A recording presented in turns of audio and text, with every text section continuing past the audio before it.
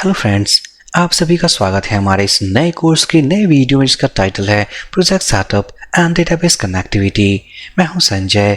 तो जैसा कि हमने पिछले वीडियो में डिस्कस किया है, इस पूरे कोर्स में हम किस तरीके से और किन एपीआईज को क्रिएट करने वाले हैं, साथ ही साथ हमारा वर्क प्लान क्या होगा। बट उन सभी वर्क प्लान्स को एग्जीक्यूट करने के पहले हमारी जो बेसिक रिक्वायरमेंट है वो है सेटअप इंस्टॉलेशन। सो इस वीडियो में हम कोडइग्नाइटर 4 के सेटअप को इंस्टॉल करेंगे, साथ ही साथ एक डेटाबेस भी क्रिएट करेंगे और उससे कनेक्ट भी करेंगे। मेरी एक रिक्वेस्ट है, अगर आप चैनल पर नए हो, सब्सक्राइब नहीं किया है, फटाफट चैनल को सब्सक्राइब कर दीजिए ताकि आने वाले वीडियोस की लेटेस्ट अपडेट आपको मिलती रहे। सो पिछले वीडियो में जो हमने डिस्कस किया था वो कंप्लीट वर्क प्लान था। इस वीडियो में हम किस तरीके से अपने एपीआईज को क्रिएट करने वाले हैं, साथ ही साथ हम किन चीज़ों को सीखने वाले हैं। बट इन सभी प्रोसेस को स्टार्ट करने के पहले हमारी जो फर्स्ट रिक्वायरमेंट है वो है कोडइग्नाइटर 4 सेटअप इंस्टॉलेशन। सो चलिए इंस्टॉल करते हैं। सो कोडइग्नाइटर 4 को इंस्टॉल करने के पहले मैं जाऊंगा उसकी ऑफिशियल वेबसाइट पे codeigniter.com। यहाँ पर हमारे पास एक डाउनलोड बटन है, मैं उस पर क्लिक करने वाला हूँ। सो हम रिडायरेक्ट हो चुके हैं उसके डाउनलोड वाले पेज पे। यहाँ पर हमारे पास दो वर्जन्स अवेलेबल है, version number 3 and version number 4। सो इस वीडियो में हम इंस्टॉल करने वाले हैं। सो कोडइग्नाइटर 4 को इंस्टॉल करने के पहले हमें अपने सिस्टम की सेटिंग्स को चेक करना है, जैसे कि मिनिमम PHP वर्जन। सो डॉक्यूमेंटेशन के अकॉर्डिंग हम देख सकते हैं जो PHP का मिनिमम वर्जन जो रिक्वायर्ड है वो है 7.4। तो मैं अपने सिस्टम का मीन्स PHP वर्जन चेक करने वाला हूँ और हम ये भी देखेंगे कि क्या हम इस वर्जन को इंस्टॉल कर सकते हैं कि नहीं। तो उसके लिए मैंने एक फाइल क्रिएट की है अपने लोकल होस्ट में कॉल्ड info.php। उस info.php में मैंने एक सिंपल PHP फंक्शन यूज़ किया है कॉल्ड PHP info। ये वो फंक्शन है जो कि आपके PHP और उसके सारे सेटिंग्स को रिटर्न करता है। सो मैं उसे ओपन करने वाला हूँ, लोकल होस्ट, मैं टैप करूंगा फाइल नेम info.php। सो हम देख सकते हैं मेरे सिस्टम का जो PHP वर्जन है वो है 7.4.14। इसका मतलब मैं सक्सेसफुल तरीके से इस वर्जन को इंस्टॉल कर सकता हूं। साथ ही साथ मैं एक और बात बता दूं कि कोडइग्नाइटर 4 को इंस्टॉल करने के लिए हमारे पास काफ़ी सारे डिफरेंट मेथड्स अवेलेबल हैं। जैसे कि यहाँ पर हमारे पास एक डाउनलोड बटन है, अगर आप इस पर क्लिक करते हो तो एक जिप्ड फोल्डर डाउनलोड होगी। उस जिप्ड फोल्डर के थ्रू मीन्स अनजिप करके आप उसे इंस्टॉल कर सकते हो। बट यहाँ पर जो मैं फॉलो करने वाला हूँ वो है कंपोजर इंस्टॉलेशन। इसका मतलब मैं कंपोजर के कमांड को यूज़ करूँगा और इस वर्जन को अपने सिस्टम में इंस्टॉल करूँगा। सो उस प्रोसेस और उस मेथड को फॉलो करने के पहले हमें ये भी चेक करना होगा कि क्या हमारे सिस्टम में कंपोजर इंस्टॉल्ड है कि नहीं। सो उसे चेक करने के लिए मैं जाऊंगा अपने टर्मिनल पे और मैं टाइप करने वाला हूं कंपोजर। ये एक कमांड है। इस कमांड को टाइप करते ही अगर आपके स्क्रीन पे इस तरीके से कमांड्स ओपन होते हैं, इसका मतलब कंपोजर इंस्टॉल्ड है और आप ये दूसरा मेथड फॉलो कर सकते हो। अदरवाइज इस कमांड लिस्ट के अलावा अगर आपके स्क्रीन पे कुछ और डिस्प्ले हो रही है, इसका मतलब आपके सिस्टम में कंपोजर अवेलेबल नहीं है, इंस्टॉल्ड नहीं है और आप इस मेथड को फॉलो नहीं कर सकते हो। सो उस केस में आप इस डाउनलोड बटन पे क्लिक करते ही एक जिप फोल्डर को डाउनलोड करना और उसे अनजिप करके उसे ही इंस्टॉल करना। बट यहाँ पर मैं ये उम्मीद करता हूँ कि आपके पास कंपोजर इंस्टॉल्ड है और आप इसी को फॉलो करने वाले हो। सो अगर आपके सिस्टम में कंपोजर इंस्टॉल्ड है तो उसके बाद मैं क्लिक करने वाला हूँ यूजर गाइड बटन पे। बटन पे क्लिक करते ही हमारे पास एक डॉक्यूमेंटेशन ओपन हो गई। सो इसी के अंदर मैं स्क्रॉल करूंगा, मैं जाऊंगा गेटिंग स्टार्टेड वाले सेक्शन पे, क्लिक करूंगा इंस्टॉलेशन के अंदर कंपोजर इंस्टॉलेशन। सो जैसे ही मैं क्लिक करूंगा यहाँ पर हमारे पास एक कमांड अवेलेबल होगा। जैसा कि हम देख सकते हैं, अगर मैं इस कमांड को कॉपी करूं, स्लाइड पे जाऊं, एक न्यू टैब ओपन करने वाला हूं, अगर मैं पेस्ट करूं, सो इस कमांड को अगर मैं गौर से देखूं, composer space create hyphen project space codeignaiter 4 / app starter space project hyphen root। सो यहाँ तक जो कमांड हमारे पास अवेलेबल है composer space create hyphen project, ये कंपोजर का अवेलेबल कमांड है। इसका मतलब हम कंपोजर को यूज़ करके एक प्रोजेक्ट को क्रिएट करने वाले हैं। उसके बाद जो हमारा इस कमांड में जो सिंटैक्स है कोडइग्नाइटर 4 / app starter, इसका मतलब ऐप स्टार्टर नाम का एक टेम्पलेट है जो वर्जन 4 में बनी हुई है और हम उसी को यूज़ करके अपने प्रोजेक्ट को सेटअप करने वाले हैं। और जो प्रोजेक्ट फोल्डर इस कमांड के थ्रू हम क्रिएट करने वाले हैं उसका जो नेम होगा वो होगा project-root। सो ओवरऑल इस कमांड का मतलब है कि कंपोजर को यूज करके हम एक प्रोजेक्ट को क्रिएट करने वाले हैं जहां पर हम एक टेम्पलेट को यूज करने वाले हैं कॉल्ड ऐप स्टार्टर जो कोडरिडंट वर्जन 4 में बनी है। जैसे हम इसे इंस्टॉल करेंगे जो फोल्डर क्रिएट होगा उसका जो नेम होगा वो होगा project-root। तो मैं इस फोल्डर को चेंज करने वाला हूँ समथिंग CI4 और मैं कहूँगा बेसिक ऑथ। सो इस कमांड को अगर मैं कॉपी करूँ टर्मिनल पे जाऊँगा, अगर आप फोल्डर देखोगे तो YT वीडियोस। अगर मैं फोल्डर में जाऊं तो मेरे पास 2 फोल्डर्स ऑलरेडी अवेलेबल है। इसी फोल्डर के अंदर मैं एक थर्ड फोल्डर क्रिएट करने वाला हूं।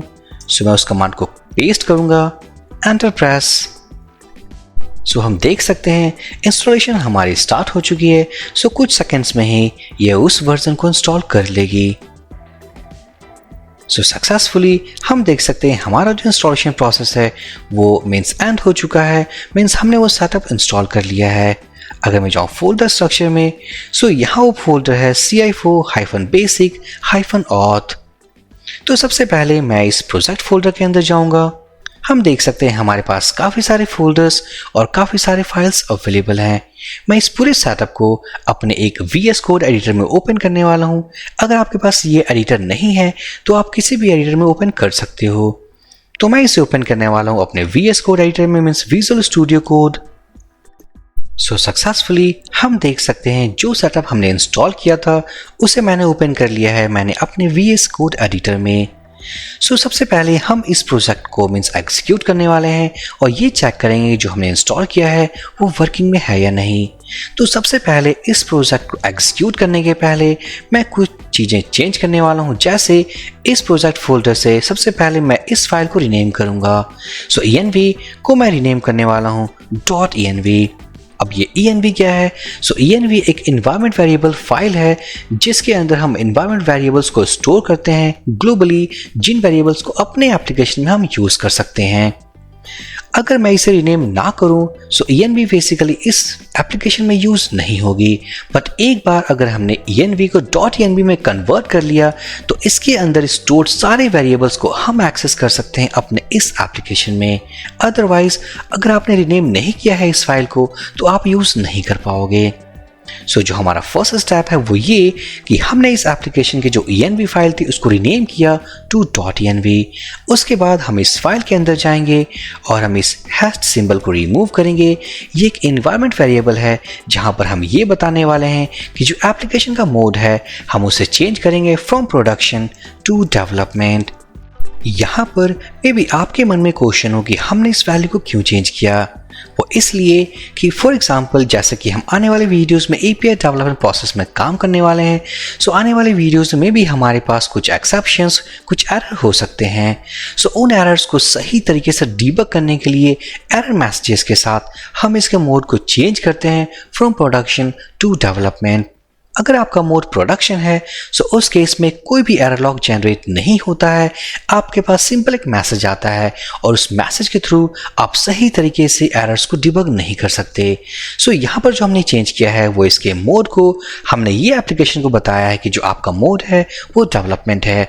सो इस मोड में अगर आपके पास कोई भी एरर्स आते हैं, फॉर एग्जाम्पल सिंटैक्स एरर, किसी तरह की कोई भी एक्सेप्शन, तो आप सही तरीके से उनको डिबग कर सकोगे। सो सबसे पहले जो हमने यहाँ चीज़ चेंज करी वो CI environment equals to development। उसके बाद अब हम इस एप्लीकेशन को एग्जीक्यूट करने वाले हैं। सो एप्लीकेशन एग्जीक्यूट के हमारे पास 2 ऑप्शंस अवेलेबल हैं। या तो हम मैनुअली अपने फोल्डर स्ट्रक्चर को ओपन करेंगे by using URL into browser, but जो मैं रिकमेंड करूंगा वो ये कि हम Spark CLI जो कि एक न्यू टूल है, न्यू फीचर है हमारे इस वर्जन 4 में, जिसको यूज़ करके हम इसके इनबिल्ट डेवलपमेंट सर्वर को स्टार्ट करेंगे। सो उसके लिए मैं जाऊंगा टर्मिनल पे, मैं कंसोल को क्लियर करूंगा। अभी मैं YT वीडियोस फोल्डर के अंदर हूँ। सबसे पहले अगर मैं ls टाइप करूँ सो ये वो फोल्डर है जो कि हमने इंस्टॉल किया है। मैं इस फोल्डर के अंदर जाऊंगा। सो cd CI4-basics-auth। अब हम इस फोल्डर के अंदर आ चुके हैं। सो यहाँ पर अगर मैं टाइप करूँ PHP Spark अगर मैं एंटर प्रेस करूं सो आप देख सकते हैं हमारे पास काफ़ी सारे कमांड्स अवेलेबल हैं और ये सारे कमांड्स हमारे कहलाते हैं स्पार्क CLI कमांड्स।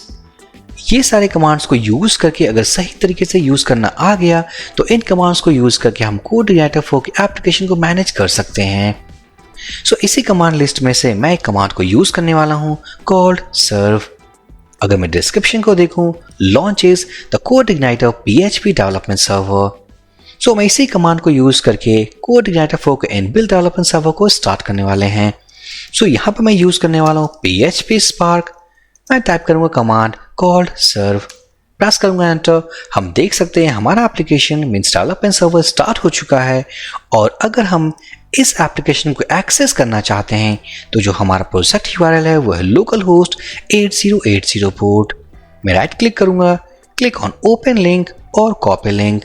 तो मैं ओपन लिंक पे क्लिक करने वाला हूँ।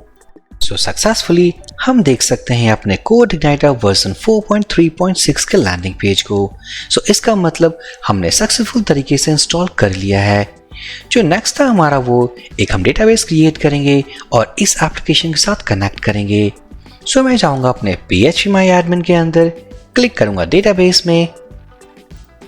सो ci4 _yt _apis _basic auth।